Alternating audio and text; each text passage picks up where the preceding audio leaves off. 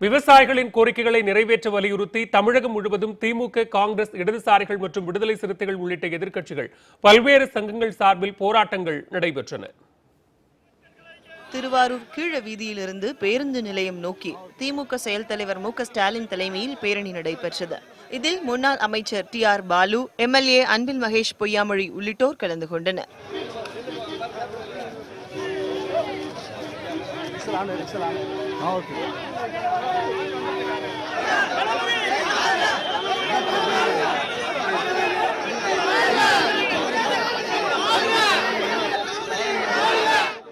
அனுமதியின்றி பேரணி செல்வதாக கூறிய காவல்துறையினர் அவர்களை தடுத்து நிறுத்தி கைது செய்தனர்.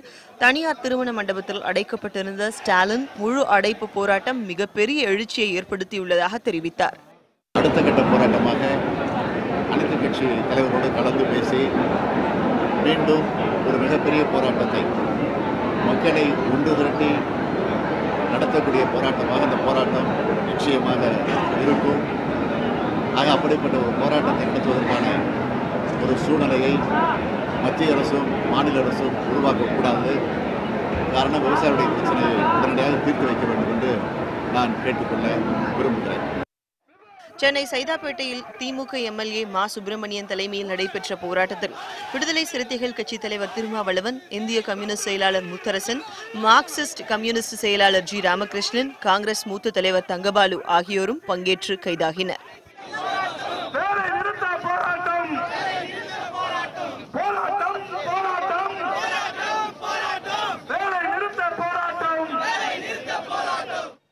சென்னை எழும்பூர் ஆதித்தனார் மேம்பாலம் அருகே தமிழக காங்கிரஸ் கமிட்டி தலைவர் திருநாவுக்கரசர் தலைமையில் நடைபெற்ற அனைத்து கட்சியினர் ஆர்ப்பாட்டத்தில் காங்கிரஸ் மூத்த தலைவர் குமரி அனந்தன், திராவிடர் கழக தலைவர் கி. வீரமணி, திமுக எம்பி ஆர்.எஸ். பாரதி மற்றும் திமுக எம்எல்ஏக்கள் உட்பட மூத்த அரசியல் தலைவர்கள் பங்கேற்றனர்.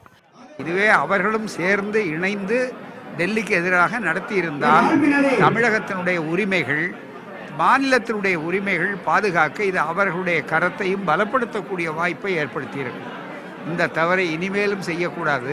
இந்த அறப்போராட்டம் முழுமையாக வெற்றி பெற்றிருக்கிறது.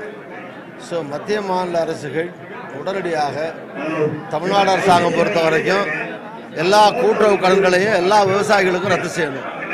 மத்திய அரசாங்கம் வங்கிகளில் வாங்கின கடனை ரத்து செய்யணும். அதேபோல் சென்ட்ரலில் இருந்து ஐயாக்கண்ணு தலைமையில் பேரணியாக வந்த விவசாயிகளும் பங்கேற்று கைதாகினர். எங்களுக்கு ஒரு மாதத்துக்குள்ள மத்திய அரசும் மாநில அரசும் எங்கள் கோரிக்கை நிறைவேற்றணும்னா மே மாதம் 25 டெல்லிக்கு போவோம், போராடுவோம், வெற்றி பெறவில்லை அங்கே இருப்போம். அண்ணா சாலையில் உள்ள தலைமை தபால் நிலையத்தை முற்றுகையிட்டு திமுக, காங்கிரஸ் கட்சியினர் போராட்டத்தில் ஈடுபட்டனர். சிஐடியு, ஏஐடியுசி உள்ளிட்ட தொழிற்சங்கத்தைச் சேர்ந்த 500க்கும் மேற்பட்டோர் சாலை மறியல் போராட்டத்தில் ஈடுபட்டனர். அவர்கள் அனைவரையும் காவல்துறையினர் கைது செய்தனர். தமிழகத்தில் நடைபெற்ற முழு அடைப்பு போராட்டம் வெற்றி பெற்றிருப்பதாக திமுக செயல் தலைவர் மு க ஸ்டாலின் தெரிவித்துள்ளார். திருவாரூரில் செய்தியாளர்களிடம் பேசிய அவர் இவ்வாறு கூறினார்.